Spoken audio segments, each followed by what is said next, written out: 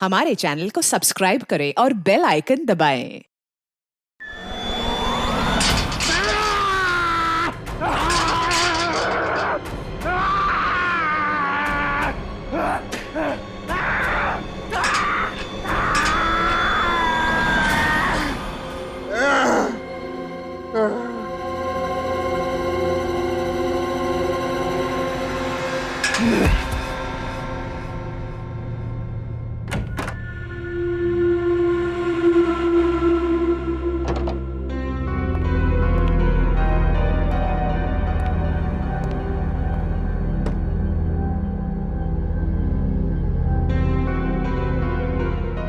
Happy anniversary प्रीति।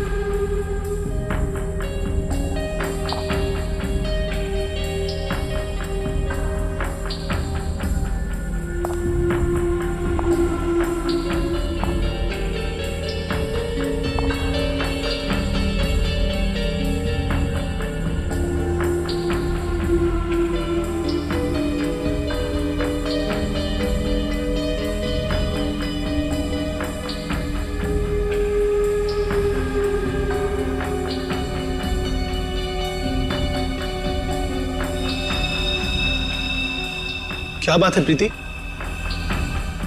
तुम ठीक तो हो ना?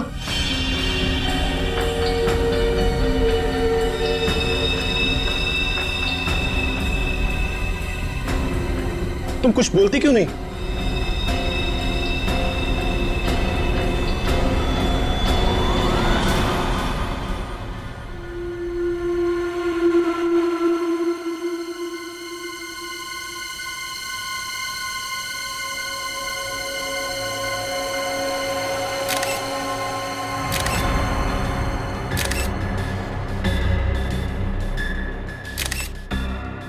तीन, चार, पाँच, छह, सात बार चाकू से घुपा गया इस विशाल का।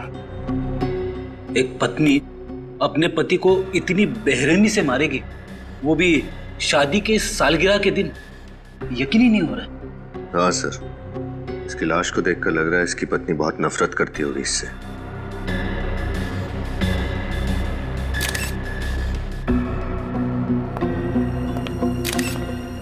आप लोग कौन है विशाल के? हम लोग दोस्त हैं सर। दोस्त? कब से जानते हो तुम विशाल और प्रीति को? सर हम उन्हें कॉलेज टाइम से जानते हैं सर। इन दोनों के बीच रिश्ते कैसे हैं, संबंध कैसे थे? सर वो एक दूसरे से बहुत प्यार करते थे। आज तक कभी उन्होंने एक दूसरे से ऊंची आवाज में भी बात नहीं की थी। अच्छा, तो आज ऐसी क्या बात हो गई कि प्रीति ने विशाल को इतनी बेरहमी से मारा? कुछ समझ में नहीं आ रहा है सर, प्रीति ऐसा कैसे कर सकती है? सर विशाल आज सुबह बहुत खुश था।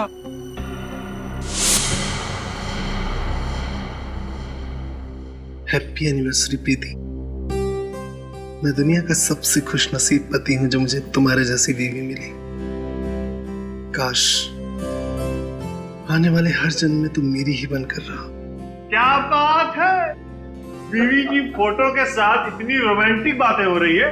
अबे साथ में होती होगी तो ये जनाब तो शायर बन जाते होंगे। यार ये तो बहुत गलत बात है, दरवाजा खटखटा के आना चाहिए था ना। अच्छा, तुम लोगों ने मेरी सारी बातें सुन ली। अरे सुन ली तो क्या हुआ, तू हमारे कॉलेज का दोस्त है यार, लंगोटिया यार। और प्रीति को इम्प्रेस करने के तरीके हम ही से तो पूछता था। भूल गया? कैसे भूल सकता हूँ यार, मेरे घोड़ी चढ़ने का श्रेय तुम लोगों को ही तो जाता है।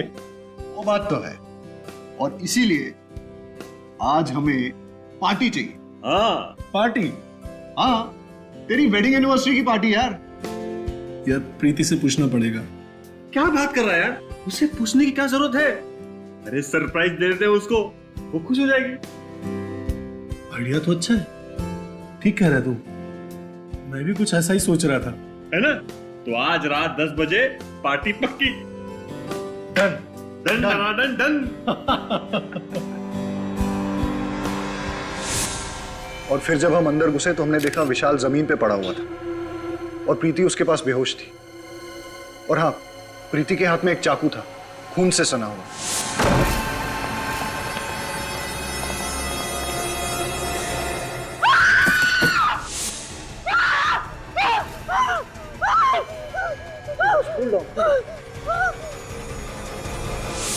अच्छा, विशाल ने पिछले कुछ दिनों में प्रीति के बर्ताव के बारे में कुछ कहा कि वो किसी बात को लेकर टेंशन में थी या विशाल से किसी कारण वो परेशान थी? नहीं सर, विशाल ने कभी ऐसा कुछ नहीं कहा। हाँ सर, लेकिन वो ये कह रहा था कि आजकल वो प्रीति को टाइम नहीं दे पा रहा था। एक्चुअली काम में बहुत बिजी था। आखिरी बार आपने कब बात की प्रीति से? आज शाम को ही बात की थी मैंने उससे। वो बहुत खुश थी, बहुत ही खुश।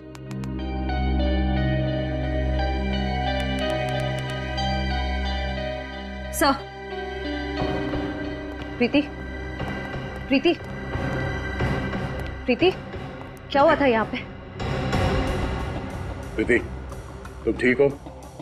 हमारी आवाज सुनाई दे रही है तुम्हें? सर, लगता है सदमे में है। सर, कहीं ये एक्टिंग तो नहीं कर रही है सदमा लगने की? श्रेया, काम करो, इसे ब्यूरो लेके चलो। विनीत, आसपास लोगों से पता करो कि प्रीति और विशाल के बीच में संबंध कैसे थे। अफेडी, इनके दोस्तों का नाम और एड्रेस ले लो और इनसे बोलना कि जब तक ये केस सॉल्व नहीं हो जाता कोई भी शहर छोड़ के बाहर नहीं जाएगा। सर, ये प्रीति तो कुछ बोलने को तैयार ही नहीं। लगता है अपने पति की मौत का गहरा सदमा लगा उसे। सदमा कैसा सर? इसने अपने ही हाथों से अपने पति विशाल का खून किया है। हाँ सचिन, पर कुछ तो है जो इसे बाकी के खूनियों से अलग करता है। विशाल के खून के बाद इसने भागने की कोशिश नहीं की और ना ही कोई बहाना बनाया। विशाल की मौत के बाद से लेके अब तक इसकी जुबान से एक शब्द तक नहीं निकला। पानी का एक घूंट तक नहीं पिया इसने। पता नहीं इसके दिमाग में क्या चल रहा है। क्या बात है भाई? बड़ी टेंशन में तुम लोग? टेंशन की बात है सर। क्यों टेंशन क्या है? ये केस तो बड़ा आसान था यार। खूनी अपने आप पकड़ा गया, भाग दौड़ करने की जरूरत ही नहीं पड़ी तुमको। सर, जब तक खूनी अपना गुनाह मान न ले हम चैन की सांस नहीं ले सकते। और ये प्रीति, ये तो कुछ बोलने को तैयार नहीं है। बहरहाल भाई, प्रीति कुछ बोले या ना बोले, लेकिन मैं आप लोगों को एक बात बोलता हूँ, प्रीति के दिल में अपने हस्बैंड के लिए सख्त नफरत थी। नफरत? पर सर, इनके दोस्तों ने तो कहा कि ये लोग एक दूसरे से बहुत प्यार करते थे। लव मैरिज थी इनकी। लव मैरिज थी या अरेंज मैरिज थी मुझे नहीं मालूम, लेकिन विशाल के शरीर पर जो चाकुओं के घाव हैं, उससे साफ पता लगता है कि प्रीति के दिल में विशाल के लिए सख्त नफरत थी। जगह जगह पर चाकू से वार किए गए। मुझे तो लगता है कि विशाल के मर जाने के बाद भी प्रीति उसे चाकू मारती रही। इतनी नफरत? प्रीति, तुमने विशाल का खून क्यों किया? हाँ? क्या वो तुम्हें मारता पीटता था, दहेज के लिए परेशान करता था, या किसी और से प्यार करता था? बताओ प्रीति, तुम्हें जवाब देना होगा। ऐसी क्या बात थी जिसकी वजह से तुम उससे इतना नफरत करती थी? नफरत नहीं, प्यार करती थी मैं विशाल से, और अब भी करती हूँ। विशाल की मौत के बाद जो खोया वो आप लोग नहीं समझो, और वैसे भी विशाल के जाने के बाद मेरी जिंदगी का कोई मतलब नहीं। अगर तुम इतना प्यार करते थे विशाल से तो फिर उसे मारा क्यों? क्या फायदा? वैसे भी आप लोग सीआईडी वाले मेरी बात का कहाँ विश्वास करेंगे? विश्वास करना है या नहीं वो हम पे छोड़ दो। पहले बताओ कि तुमने विशाल को क्यों मारा? मुझे नहीं पता उस दिन क्या हुआ। मुझे विशाल पर बहुत गुस्सा है और मैंने बिना सोचे समझे उसे मार डाला। कोई किसी को बेवजह 7-7 बार चाकू नहीं मारता प्रीति। मैंने कहा था आप लोग मेरी बात का भरोसा नहीं करेंगे, और वैसे भी मुझे कुछ नहीं कहना। चढ़ा दीजिए मुझे फांसी पर, मुझे नहीं जीना। चढ़ा दीजिए मुझे फांसी पर, मैं विशाल के बिना नहीं जी सकती। दया, मुझे लगता है इस लड़की के साथ कुछ प्रॉब्लम है। कैसी प्रॉब्लम सर? यार वो तो समझ में नहीं आ रहा है, लेकिन मुझे लगता है कत्ल करते वक्त इस लड़की का दिमाग इसके काबू में नहीं था। सर कत्ल करते वक्त तो किसी भी खूनी का दिमाग काबू में नहीं रहता। मुझे तो लगता है ये लड़की झूठ बोल रही है।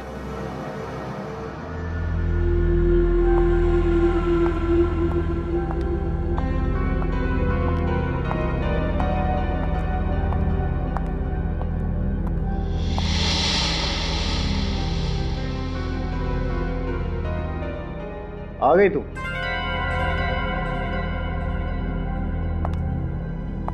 फोन भी नहीं उठा रही। मुक्ता कहां रह गई थी तुम? कब से इंतजार कर रहा हूं। क्या हुआ? सब ठीक तो है ना? ओ, समझ गया। लगता है इस बार तुमने फिर से क्रेडिट कार्ड की लिमिट एक्सीड कर दी है ना? डोंट वरी, मैं कमादा किसके लिए हूं यार? तुम्हारे लिए। अभी बहुत लेट हो रहे हैं, चलते हैं, ठीक है?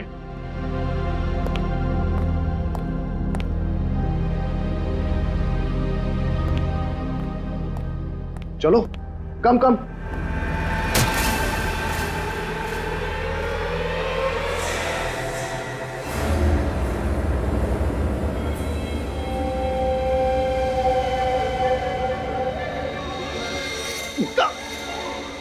ये क्या किया तुमने? क्या कर रही हो ये?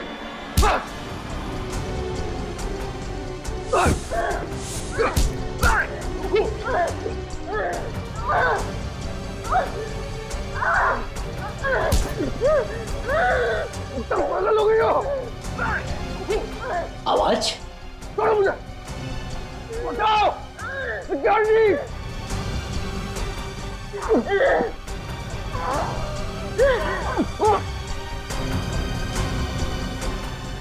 छोड़ो, क्या कर रही हो? मैं क्या कर रही हूँ? अरे छोड़िए, आप क्या कर रही हैं? अरे छोड़िए मैडम।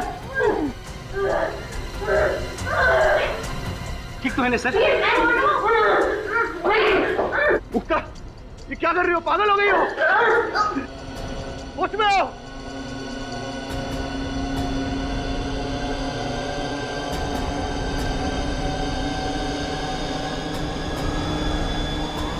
मुक्ता!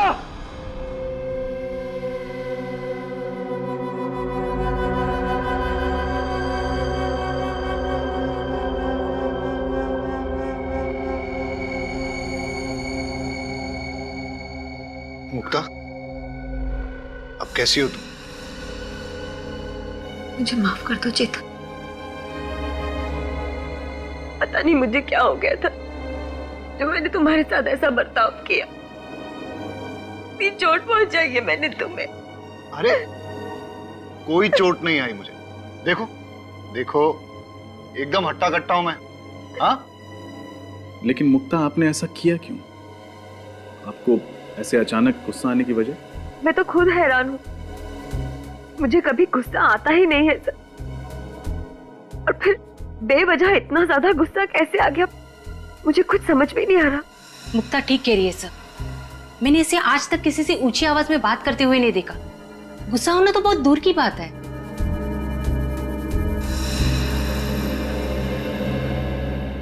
तो आप दोनों का कहना है कि आप लोगों ने अपने अपने पतियों पे इसलिए हमला किया क्योंकि आप लोगों को अचानक उन दोनों पे बहुत तेज गुस्सा आने लगा। फिर हैरानी की बात यह है कि आप दोनों के पास कोई ठोस वजह नहीं थी उनसे गुस्सा होने की, राइट? जी हाँ सर, पता नहीं मुझे क्या हो गया था।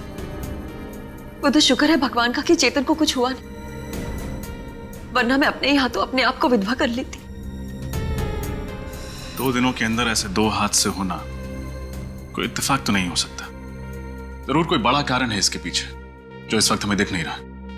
और इस बात के तह तक पहुंचने के लिए हमारा ये जानना बहुत जरूरी है कि उस दिन आप लोगों ने क्या क्या किया था? सर, उस दिन विशाल ने मुझे सुबह उठाया, मेरे लिए ब्रेकफास्ट बनाया, मुझे बहुत पैम्पर कर रहे थे क्योंकि हमारी एनिवर्सरी थी उस दिन।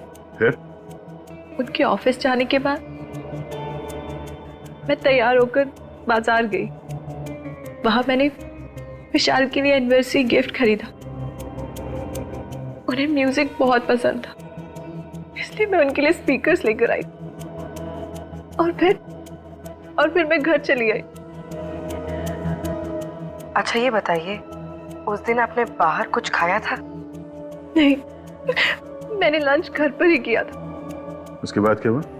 उस दिन जब मैं घर वापस आई तो दरवाजे पर एक गिफ्ट पार्सल पड़ा था और उसमें लाल रंग के जूते थे जिस पर विशाल ने एक नोट लिखा था, हैप्पी एनिवर्सरी। उसके बाद मैं विशाल के घर आने का इंतजार करने लगी। खुद को संभालने लगी, विशाल की पसंदीदा साड़ी पहनी और उसके वो भेजे हुए जूते पहने।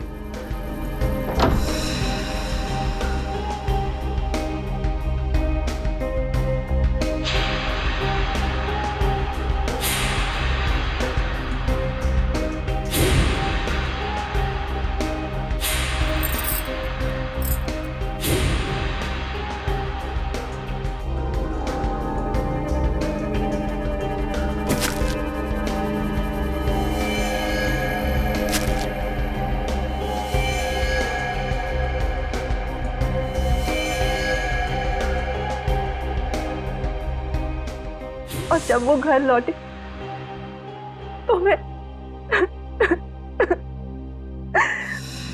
और मुक्ता जी, आपने क्या किया था उस दिन? सुबह होते ही मैं और चेतन घर से निकल पड़े।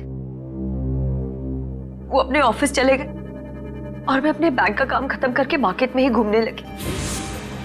फिर मैं एक जूते की दुकान में गई। ये बिल्कुल नया स्टॉक है मैम, आपको जरूर पसंद आएगा।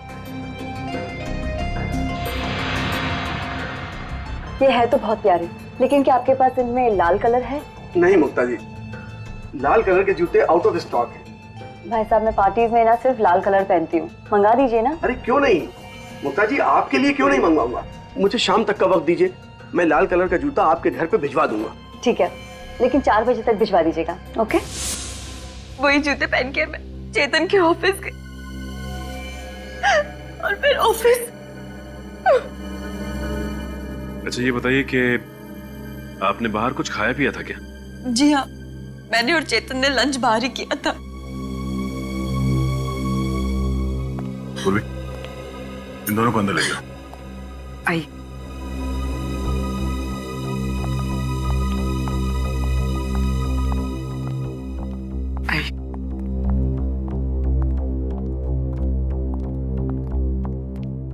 सर, दोनों कहानियों में एक चीज कॉमन है, लाल जूते।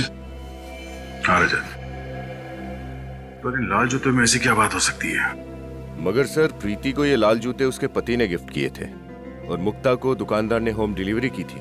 हाँ विनीत, मगर ये लाल जूते ही हैं जो इन दोनों कहानियों को आपस में जोड़ती है।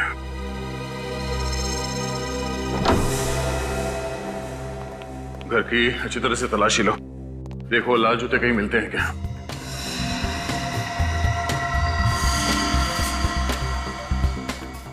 निखिल तुम अंदर चेक करो, मैं यहां देखता हूं।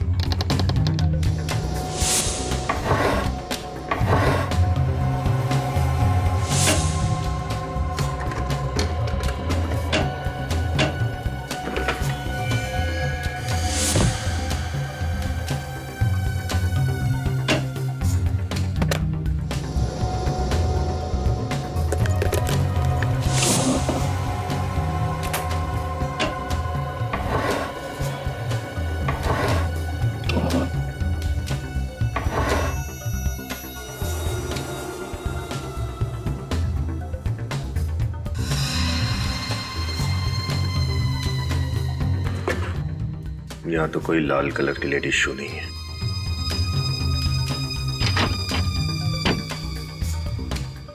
सर, जूते अंदर नहीं है। यहां भी नहीं। चेतन, जूते कहाँ हैं? यहीं कहीं होने चाहिए सर। यहीं कहीं होने चाहिए तो हैं कहाँ? आप रेडी?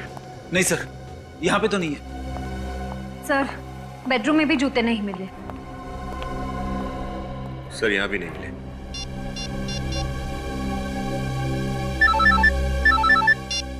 हाँ बोलो। हमने मुक्ता के घर को अच्छी तरह छान लिया, जूते नहीं मिले। इसका मतलब साफ है कि गड़बड़ उन जूतों में ही है, इसलिए हमारे पहुंचने से पहले खूनी ने वो जूते गायब कर दिए। ये लाल जूते गए तो कहाँ गए? सर, ये केतु है। मुक्ता जी के घर यही गया था जूते देने। सर, मुझे कुछ नहीं मालूम सर, मैं तो सिर्फ जूते देकर वापस आ गया था सर। थोड़ा याद करके बता, जब तुम मुक्ता को उसके जूते देने जा रहे थे तो रास्ते में कुछ हुआ? शायद तुमने थोड़ी देर के लिए जूतों को लवारिस छोड़ दिया, या फिर किसी ने उन्हें बदल दिया, कुछ अलग, कुछ अजीब, कुछ भी।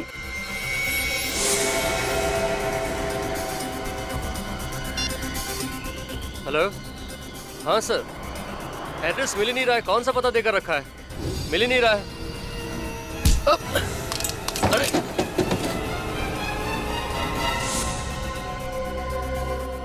सर, इसका मतलब जो आदमी केतु से टकराया उसने जूते बदल दिए? हो सकता है पंकज, और अगर जल्दी ही उन खूनी जूतों का राज पता नहीं चला तो शायद कुछ और पति मारे जाएंगे अपनी पत्नियों के हाथों।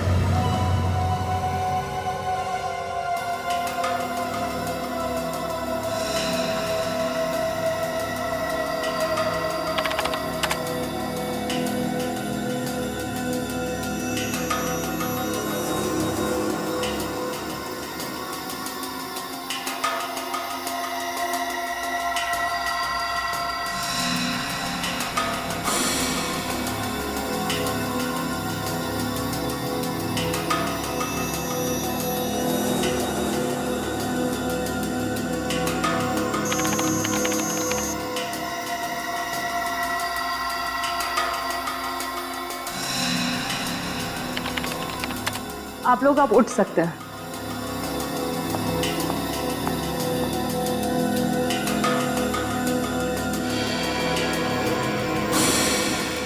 ओ, ये चक्कर है।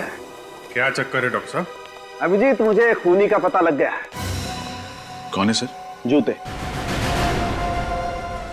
जूते? वही लाल जूते जो इन दोनों लड़कियों ने पहने हुए थे। डॉक्टर साहब, ये कैसे हो सकता है? रजत, उन जूतों में ऐसा कुछ खास था जिसकी वजह से जो भी उन जूतों को पहनता शायद खून करने लगता। मतलब सर, उन जूतों को अगर मैं पहनती तो मैं भी खून कर देती? शायद, चांसेस हैं। क्या बात कर रहे हैं डॉक्टर साहब? ऐसा क्या है उन जूतों में कि उन्हें पहन के एक आदमी खूनी बन जाएगा? मैं बताता हूं। ये देखो, इन दोनों के पैरों पर ये छोटा सा इंजेक्शन का निशान। इसका मतलब ये है कि इंजेक्शन के जरिए कोई ऐसा केमिकल इनके शरीर के अंदर गया है जिसकी वजह से इन लोगों ने ऐसा वायलेंट रिएक्ट किया है। और ये इंजेक्शन इन्हें तब लगा जब इन दोनों ने वो लाल जूते पहने थे। अगर जूतों में इंजेक्शन था तो हमें महसूस क्यों नहीं हुआ? मतलब हमें चुभता ना, हमें दर्द तो होता। अभिजीत, शायद इंजेक्शन के साथ साथ उसमें एनेस्थीसिया भी था जिसकी वजह से इन दोनों के पैर सुन्न हो गए और इन्हें पता नहीं चला। तो बहुत बड़ी प्लानिंग की खूनी ने। लेकिन डॉक्टर साहब, ये इंजेक्शन था किस चीज का? हॉलीवुड क्रेडॉक। व्हाट? हॉलीवुड क्रेडॉक? हाँ सर। Oh my God. क्यों? ऐसा क्या है इस केमिकल में?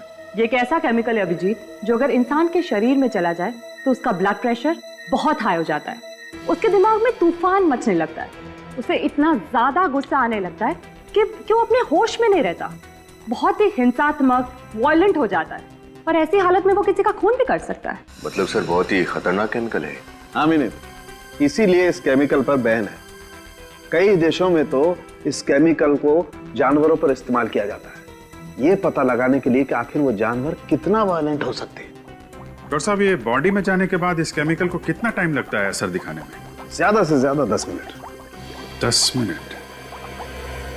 लाल जूते और उसमें ये केमिकल वाले इंजेक्शन।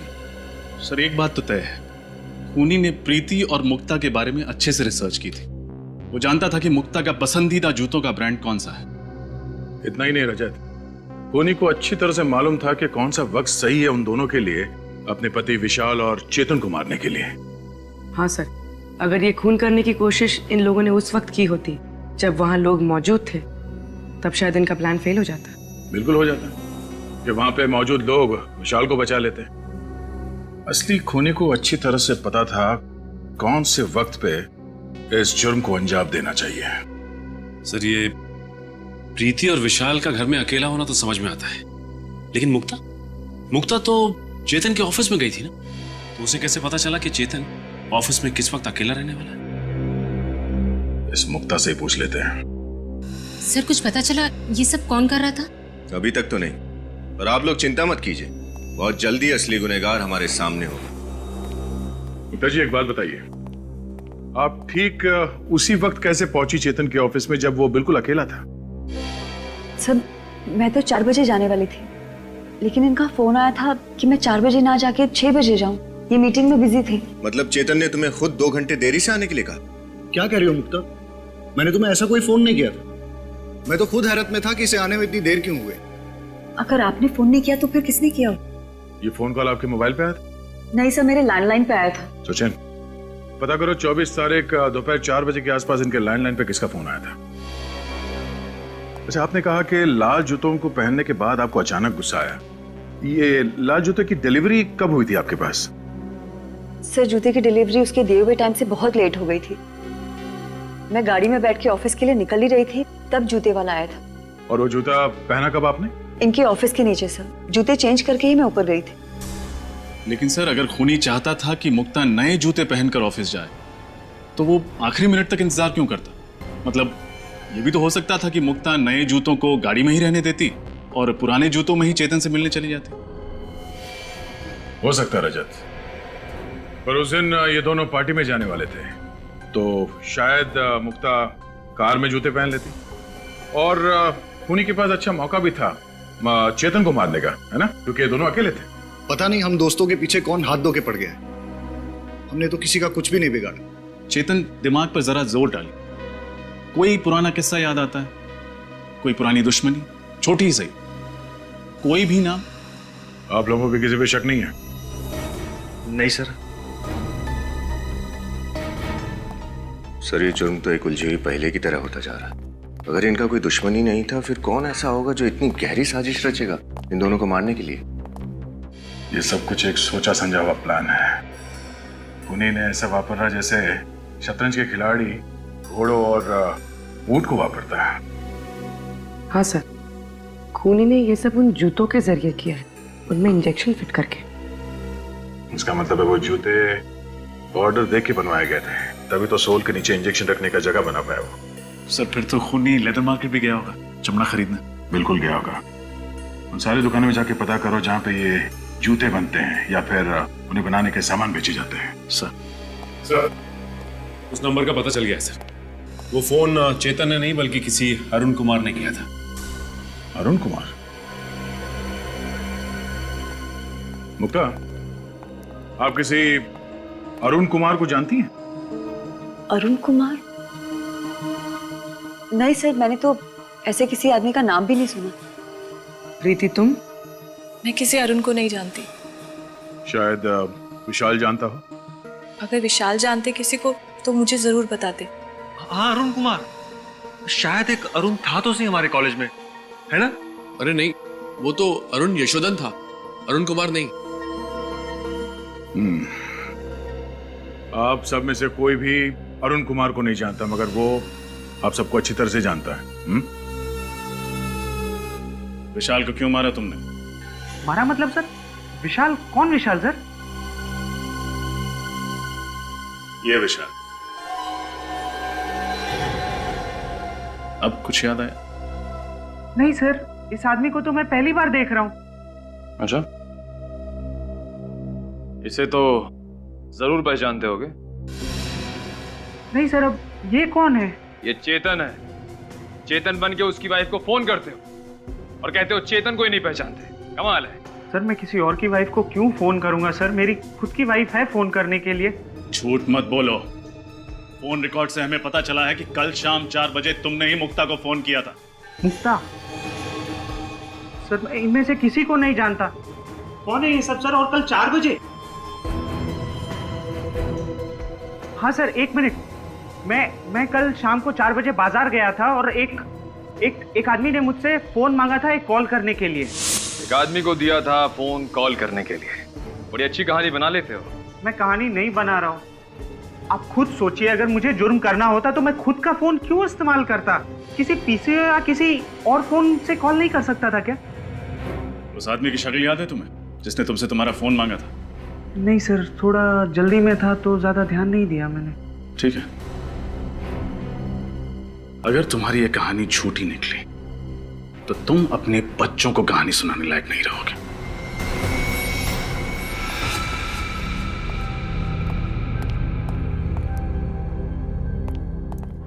क्या हुआ पीयूष? तूने हम लोगों को अचानक क्यों बुला लिया? मुझे तुम लोगों से जरूरी बात करनी है। हाँ बोलना। मुझे लगता है वो वापस आ गया है। What? पागल तो नहीं हो क्या तू? अरे यार मैं ठीक कह रहा हूँ, विशाल ऊपर पहुंच गया, चेतन मरते मरते बचा। इससे पहले कि हम दोनों का टिकट कट जाए हमें सब कुछ सीआईडी को बता देना चाहिए। दिमाग तो नहीं खराब हो गया तेरा? अगर सीआईडी को इस बात की भनक भी लग गई ना तो तू सोच नहीं सकता वो हम लोगों का क्या हाल करेंगे। अरे यार जो होगा देखा जाएगा, यूं बेमौत मरने से तो अच्छा ही है ना। देख, अगर तूने सीआईडी को बताने की बात भी की ना तो वो वापस आया हो या ना आया हो, मैं तुझे जरूर मार डालूंगा।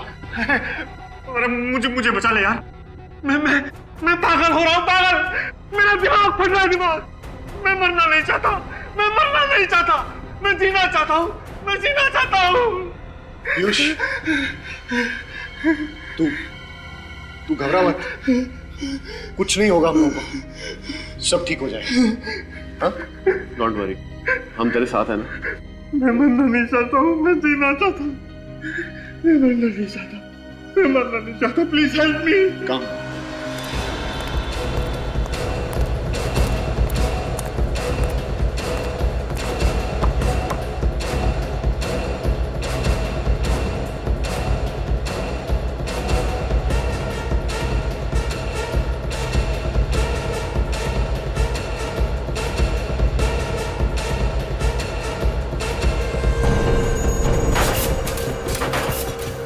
कुछ दिनों में आपके यहाँ कोई आदमी लाल रंग का चमड़ा खरीदने आया था लड़कियों के जूते बनवाने के लिए? ऐसा तो यहाँ कोई नहीं आया सर। सर आया था, मैनेजर साहब से मिला था, काफी कम लेदर चाहिए था उसे, वो भी लाल रंग का ही चाहिए था साहब। कौन था वो? चेहरा याद है उसका? मुझे तो नहीं साहब, मैनेजर साहब को याद होगा। ये मैनेजर कहाँ, बुलाओ जरा उसे। मैनेजर साहब छुट्टी पे गए हैं। छुट्टी पे गया? फोन लगाओ उसे, बोलो सीआईडी ने ब्यूरो में बुलाया स्केच बनवाने के लिए।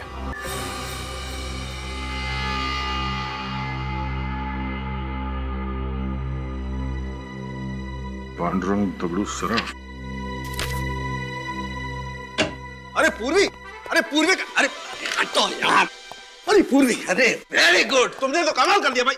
Thank you very much, thank you very much, तुम कमाल हो यार। अरे सालों के साहब, ऐसी क्या बात हो गई जो खुशी से आपकी छाती फूल गई? यार तुम्हें पता नहीं, वो पूर्वी ने मुझे सलाह दी थी ना वो लेटर लिखने की। अरे भाई मैंने अपनी गर्लफ्रेंड को एक अच्छा सा लेटर लिखा, फूलों का गुलदस्ता भिजवाया और बस उसको गुस्सा तो गायब। क्या बात सर, ये तो बहुत ही अच्छी बात है, मुबारक हो सर। अरे भाई रहने दो, अपनी मुबारकबाद आप अपने पास रखिए, पहले भी झेल चुका हूँ यार मैं तुम्हें। अरे सर, गिफ्ट में कैंची दी आपने और गलती मेरी। यार ऐसे वक्त पे कैंची की याद दिलाना जरूरी है क्या यार? मैंने कहा था ना सर कि आपका लिखा हुआ खत पढ़ के वो खुश हो जाएगी। वेरी गुड पूरी, तुम कमाल हो। आइंदा से इस मामले में कोई टिप्स लेनी होगी ना बेटा, मैं सीधा तुम्हारे पास आऊंगा। यस डॉक्टर साहब, पूर्वी से क्यों, आप तो ये तालिका से भी ले सकते हैं और उसके लिए आपको यहाँ ब्यूरो में आने की जरूरत भी नहीं पड़ेगी। नहीं दया, तुम समझते नहीं हो यार, तालिका की इस मामले में जरा पसंद कमजोर है यार।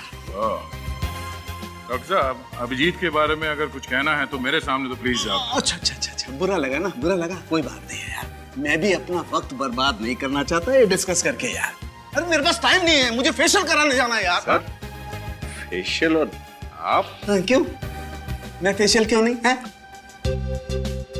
नहीं, बिल्कुल सर, करना चाहिए आपको, फेशियल करना चाहिए। हाँ, और आज तो जरूर करना चाहिए यार। बिल्कुल। यू नो डेटिंग है, डिनर पे जा रहा हूँ गर्लफ्रेंड के साथ यार। बहुत अच्छी बात है सर, उम्मीद करते हैं कि जब तक आप दोनों का डिनर खत्म हो जाता है तब तक हम लोग ये केस सॉल्व कर देंगे। यस, ऑफ कोर्स, तुम केस सॉल्व करो, मैं डिनर सॉल्व करता हूँ। बाय पूर्वी, बाय।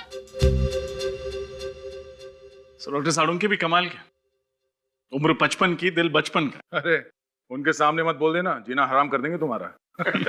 सर स्केच तैयार हो गया। गुड, देखे जरा। ओह, तो ये है वो चैंपियन।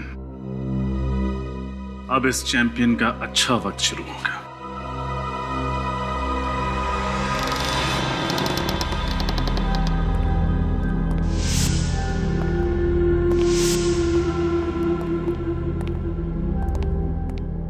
देखो कहां छुप के बैठा है।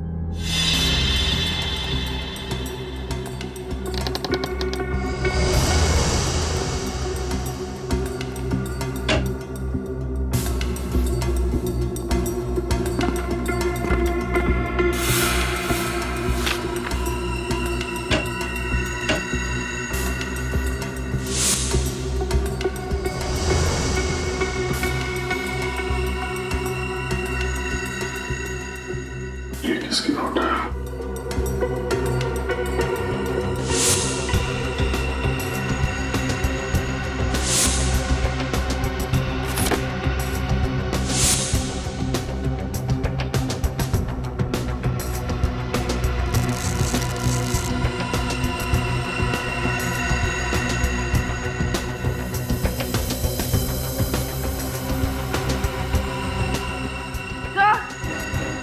आप बोलिए। सर यहाँ पर ये नीडल्स और सिरिंजेस मिली है।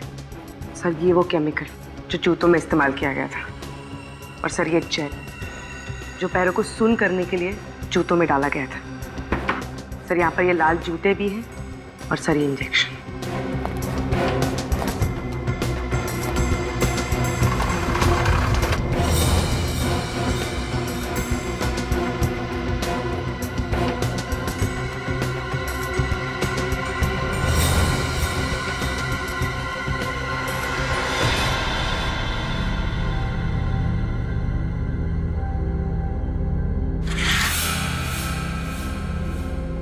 मतलब इन सब के पीछे पीयूष का ही हाथ है।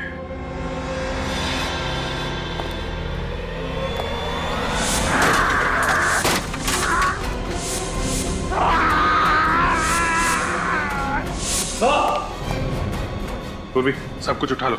विनीत,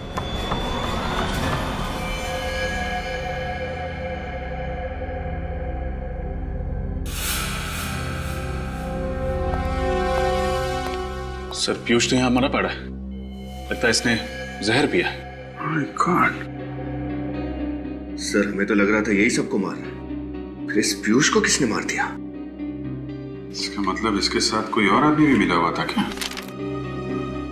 सर ये देखिए, इसके जेब में से ये चिट्ठी है सर। क्या लिखा? मैंने ही विशाल का खून करवाया और चेतन पर हमला भी करवाया। नफरत करता था मैं अपने दोस्तों से। कॉलेज के दिनों से चेतन, विशाल, धीरज मुझे परेशान करते थे, और बिजनेस पार्टनर बन जाने के बाद भी मुझे मेरा हक नहीं देते थे। इसलिए गुस्से में आकर मैंने उनसे बदला लेने की ठानी। अगर सीआईडी को मेरे बारे में पता चल गया, इसलिए मैं अपनी जान दे रहा हूं। पीयूष, अजीब बात है सर, जब गुनहगार को पता होता है कि एक ना एक दिन वो पकड़ा ही जाएगा, फिर गुनाह करता ही क्यों है? और इसने तो सीआईडी के डर से खुदकुशी कर ली। बात कुछ हजम नहीं हो रही है विनीत। ये आदमी अपने दोस्तों से बदला लेना चाहता था। इतनी लंबी प्लानिंग की उसने बदला लेने के लिए, और अभी इसका बदला पूरा भी नहीं हुआ। डर के मारे आत्महत्या करेगा क्या? सर इसके हाथ और पैर पर ये निशान देखिए। रस्सी के बांधने का निशान। पीयूष को बांध के रखा था। लगता तो है सर, लेकिन जब ये ब्यूरो आया था तब तो कोई निशान नहीं था, और ये निशान काफी गहरे हैं। लगता है काफी दिनों से बांध कर रखा गया था इसे। पीयूष को बांध के भी रखा गया था, और पीयूष ब्यूरो में भी। अब कुछ समझ में आ रहा है। डॉक्टर साहब, मैं ठीक तो हो जाऊंगा ना? तुम बिल्कुल फिक्र मत करो, तुम जैसे पहले थे ठीक वैसे हो जाओगे। अब मैं इंजेक्शन लगा रहा हूं, तुम पलट जाओ।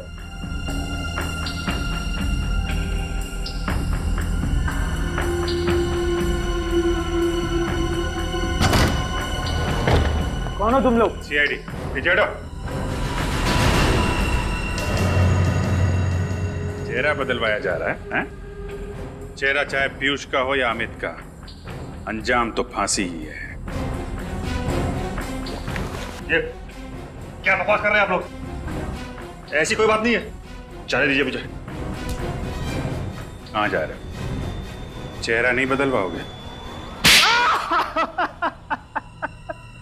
हाँ, मैं पीयूष नहीं, अमित हूँ, अमित। अमित, यही है ना तुम्हारा असली चेहरा? अब बताइए अमित जी,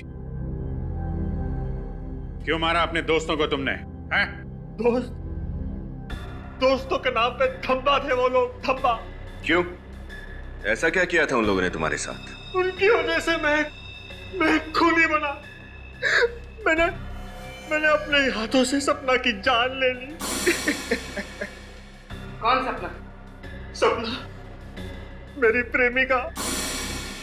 कॉलेज के दिनों में हम एक दूसरे से बहुत प्यार करते थे। एक दिन सपना ने विशाल, पीयूष, चेतन और धीरज को एग्जाम पेपर चुराते हुए देख लिया। फिर उसने धमकी दी कि वो सब कुछ प्रिंसिपल को बता देगी। फिर इन चारों ने उसे मारने का प्लान बनाया। पर सपना तो तुम्हारी गर्लफ्रेंड थी, उनके कहने पे तुमने सपना का खून कर दिया। क्यों? क्योंकि उन चारों ने मुझसे झूठ कहा कि सपना मुझसे बेवफाई कर रही है। वो चारों अच्छी तरह से जानते थे कि मुझे मेरे गुस्से पर काबू नहीं रहता, इसीलिए बिना सच जाने मैंने सपना की जान ले ली। फिर जब तुम्हें सच का पता चला तो तुमने एक एक करके सबसे बदला लेना शुरू कर दिया। हाँ, और डॉक्टर साहब ने मेरी मदद की। इन्होंने मुझे पीयूष का चेहरा दिया, जिसका फायदा उठाकर मैंने अपने प्लान को अंजाम दिया और पीयूष को 1 साल तक कैद कर रखा। और मैं भी यही चाहता था कि इन चारों की मौत की वजह भी वही गुस्सा हो जिसकी वजह से मेरे सपना की मौत हुई थी। और इसीलिए मैंने जूतों में इंजेक्शन फिट किया। प्लान तो अच्छा बनाया था तुमने, लेकिन एक गलती कर दी। पीयूष के मोबाइल से आखिरी कॉल डॉक्टर साहब को कर दिया। सपना का खून किया तुमने। पश्चाताप के आंसू बहाने के बजाय अपने दोस्तों को भी मारा। तुम्हें तो फांसी ही होगी। और डॉक्टर साहब, आप पैसों की लालच में बिक गए। आपका और इनके बाकी दोस्तों का हिसाब तो अब अदालत ही करेगी। For more updates, subscribe to our channel, click the show links and enjoy watching the videos.